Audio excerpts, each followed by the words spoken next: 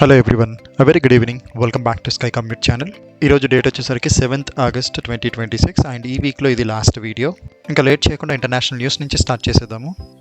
Iran US వార్కి సంబంధించి Iran అఫీషియల్గా confirm చేశారు. సో స్ట్రైట్ ఆఫ్ హార్మోజ్ వచ్చేసి డీల్ క్లోజ్ అయిపోయింది అండ్ వాళ్ళు షిప్ది లైన్ ఓపెన్ చేయాలి అని అంటే యుఎస్ వచ్చేసి వాళ్ళ రిక్వైర్మెంట్స్ని ఫుల్ఫిల్ చేయాలని చెప్పేసి ఓపెన్గా చెప్పేశారు.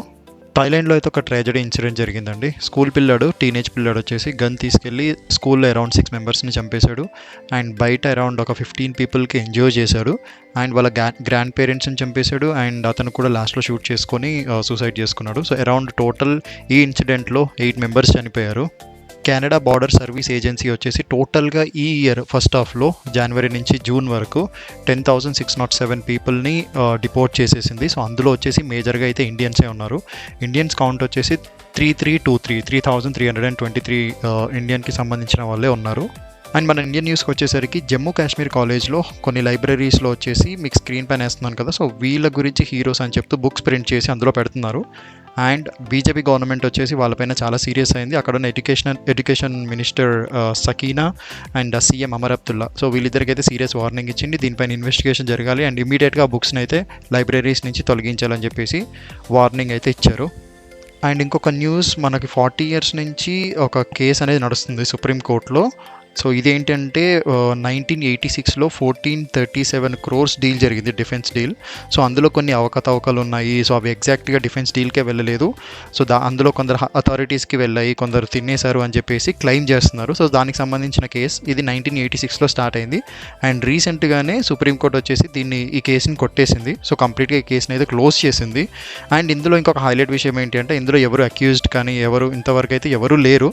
సో జస్ట్ కేసు అయితే కొట్టేయడం అయితే జరిగింది. సో ఆ కేసు అయితే క్లోజ్ అయిపోయింది. జార్ఖండ్లో స్టూడెంట్స్ ప్రొటెస్ట్ చేస్తున్నారు కదా, జేపీఎస్సీ అండ్ జేఎస్ఎస్సి. సో వాళ్ళతో అయితే రాహుల్ గాంధీ లాస్ట్ నైట్ వాళ్ళతో మాట్లాడడం జరిగింది. సో వాళ్ళు ఏం జరిగింది అనేది అయితే కంప్లీట్గా తెలియదు. స్టూడెంట్స్ నుంచి అయితే అప్డేట్స్ అయితే తీసుకున్నారు.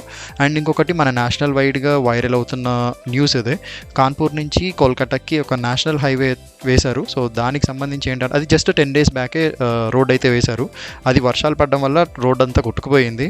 సో దాన్ని కవర్ చేయడానికి road contractors at the moment ఏం చేస్తున్నారంటే ఫ్యాన్స్ పెట్టి అక్కడ ఉన్న వాటర్ని అయితే డ్రైన్ చేస్తున్నారు. సో ఇది చాలా ఫన్నీగా వెళ్ళింది సోషల్ మీడియాలో. ఇది చాలా వైరల్ కూడా అయిపోయింది. సో ప్రతి ఒక్కరూ దీనిపైన కామెంట్స్ చేస్తున్నారు.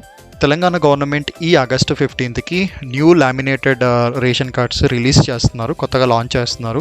సో అవి ఎలా ఉంటాయో చూడాలి. August 15th ఇంకొక 1 week ఉంది కదా, సో వెయిట్ చేసి చూద్దాము. And Telangana and Andhra water projects అయితే మనం నిన్న మాట్లాడుకున్నట్టే, లాస్ట్ వీడియోలో మాట్లాడుకున్నట్టే వాటర్ అయితే వచ్చి చేరుతున్నాయి.